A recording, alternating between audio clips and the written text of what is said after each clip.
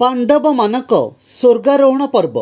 महाराज युधिष्ठिरଙ୍କ ठारू ए सबु शुणी अर्जुन कहले, खबर शुणतु महाराज, सखा श्रीकृष्ण वियोगरे हतशिरी होइछि।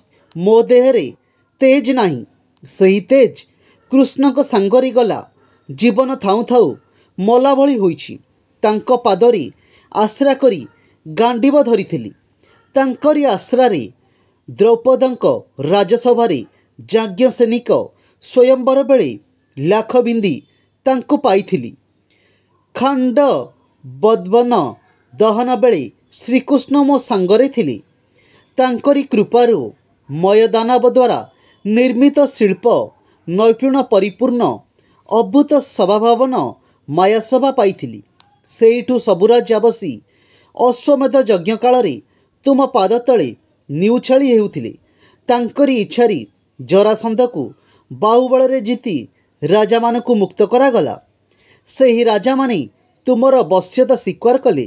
कपट पाशाल याज्ञसेनिक केश धरी कुरुसभा तले जेतेबेले विवसना करने चेष्टा हैला, सेतेबेले भयरे से श्रीकृष्ण को स्मरण कले। से श्रीकृष्ण तांको रक्षा कले। पुणे अज्ञात वनवास काल दुर्वासा ऋषि अयुत विप्र धरी भोजन पाई पहुँची। से स्नान करने को गले। से कथा श्रीकृष्ण जानी अतिथि रूप में विजे कले। जो अवशिष्ट शाक अर्ण थिला ताकू हता बड़ाई खाइले। से मुनि मानक मन मध्य को जाई सेमानकु जल मध्य संतुष्ट कले। तेणु ब्राह्मण माने संतोष मनरे जे जहा घर को गले। से दुखरु श्रीहरि उद्धार कले। तांकरी तेजरी धनुटाणी बनरे भगवान शिव को जिणिथिली। मोते संतोष मनरे उमाकांत वर माग बोली कहिले। माँ पार्वती विश्वास शंकर ठारू पाशुपत अस्त्र पाइली। शिवंक विश्वास पार्वती मोती अक्षय तुणीर देले।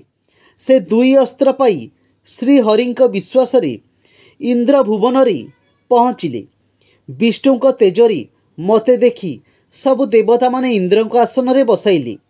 मु किछि दिन इंद्रपुर रे रही असुर बल विनाश कली। इंद्रंक सहित देवता माने मते पुरस्कृत कले। से श्रीकृष्ण तेजरु मोर पुरुषाकार से श्रीहरि मते छाड़ी चलीगले।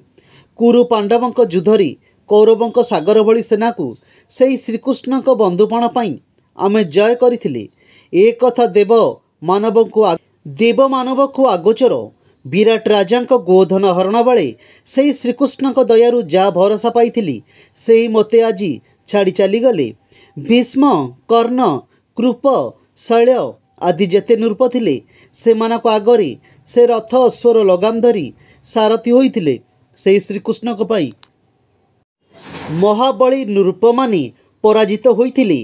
वीर श्रेष्ठ भीष्म द्रोणाचार्य आदि वीर माने अमोघ अस्त्र वर्षण करती। से सबु अस्त्र मो देहरे भेद करती नहीं। नृसिंह पाद को आश्रा करी जेमिति प्रहलाद तरीगले सेहीपरि श्रीकृष्ण चरण को आश्रा करिथिबारु से वीर मानक बलवीर्य हरण होईगला। जय द्रथर बध समय मोर अश्व तृषात हेबारु सेमानकु जल